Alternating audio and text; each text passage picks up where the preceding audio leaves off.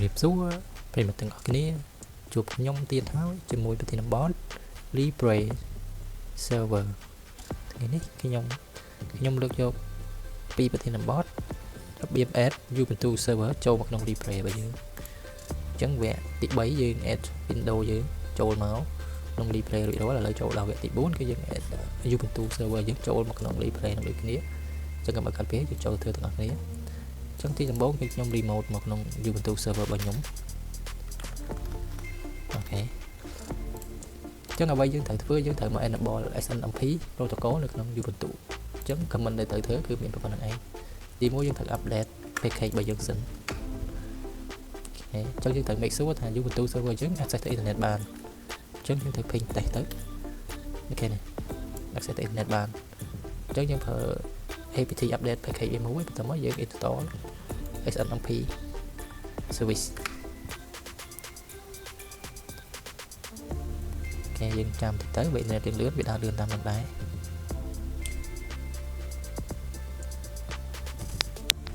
អូខេឥឡូវចប់ហើយអញ្ចឹងយើងចាប់ដើមទៅ config លើ file ហ្នឹងតែម្ដងគេនេះ file របស់ service SNMP អញ្ចឹងយើងត្រូវមករកពាក្យ agent address របស់យើងនេះគឺត្រូវ replace agent address ចេញ check មើលទៀតសិនមានអីទៀតទេអូខេ agent address ហ្នឹងគឺយើង replace យកមកដាក់នេះវិញ P មកចឹងនេះយើងដាក់ជ្រូកឲ្យវាមួយទៅxong rồi nhập ha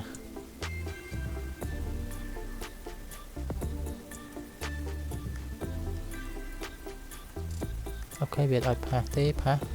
វាឲ្យចុចនេះអក្សរ U control U pass យើងចុច control U pass ចេញមកអូខេមកស្ដាំ pass ហ្មងទៅ email នេះខ្ញុំដាក់ email របស់ខ្ញុំ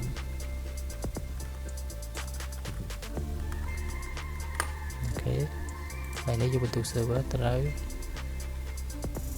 អូខេ GDP KKK ចាំបន្ទាប់មកខ្ញុំចុច cell control X so Y enter ចាំបន្ទាប់ពីយើងកែ file SNMP protocol រួចយើងមក restart switch ចាំ restart switch យើងត្រូវប្រើ sudo sys ctl restart snpd អូខេតើមកយើង enable វាមួយអូខេតើមកយើងត្រូវ command check status SNMP protocol របស់យើងឥឡូវវា active ហើយ running វាកំពុងដំណើរការអត់អីទេតែទៅក្នុង Libre របស់យើង testing ប៉ុណ្ណឹងអូខេយក device add new one តបមកយើងដាក់ IP របស់ Ubuntu របស់យើងដាក់ public យើង add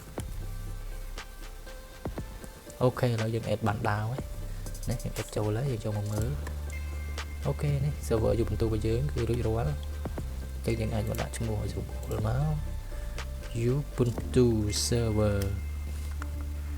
អូខេចឹងយើងធ្វើមិនអត់មានខុសអីទេគ្រាន់តែយើងប្រើ command check អត់ត្រូវយើងយកមកយើងមក check មើល server យើង add បានហើយនេះ all server ចឹង server យើងវាចាប់មកវាថាមាន3 server មាន Windows 10 មាន Ubuntu មាន Libre server អូខេយើងចូលមក Ubuntu អូខេយើងវាសូលដូចគ្នាខាងឆ្វេងនេះគឺជាព័ត៌មានរបស់ server របស់យើងមានដូចជាឈ្មោះ IP hardware operating system ប្រភេទ Linux មាន object ID មាន contact and email ខ្ញុំដាក់មិញនៅក្នុង SNMP service file អូខេ email map ចឹងក៏វាប្រាប់ដែរព័ត៌មានអូខេយើងមកឆ្វេងដៃ CPU memory ដែលវាកំពុងប្រើប្រាស់វាប្រើប្រាស់អស់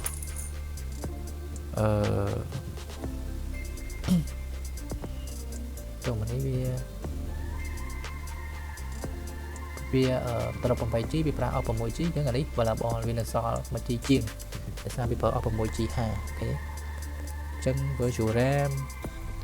មាន cache RAM មាន share RAM បើ HD វា 11G ចឹងវា free space 12G អធិស្ឋាន storage របស់វាគឺសរុប 23G ប្រើអស់ 11 នៅសល់ 12អូខេនេះ file boot របស់វា 2G អូខេចឹងវាសូព័ត៌មានដូច server ផ្សេងទូទៅដែរទេ này dương ai liền mơ tịch tới tại vì số ấy khác dương mơ cái mơ hair bao server bao nhiêu hay là cái trên chiếc crop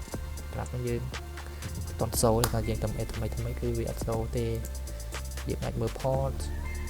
là down port là up port support nó hỗ trợ log G wow này port bọn docker này docker bây giờ port là log G inventory bên lock bên ấy được server cái đa thì phải hay thế chẳng có thể dùng add chấu là việc mơ check mơ lọc mơ A mơ port miền ấy dùng check mơ thì dùng trên mơ là riêng thay được nó tới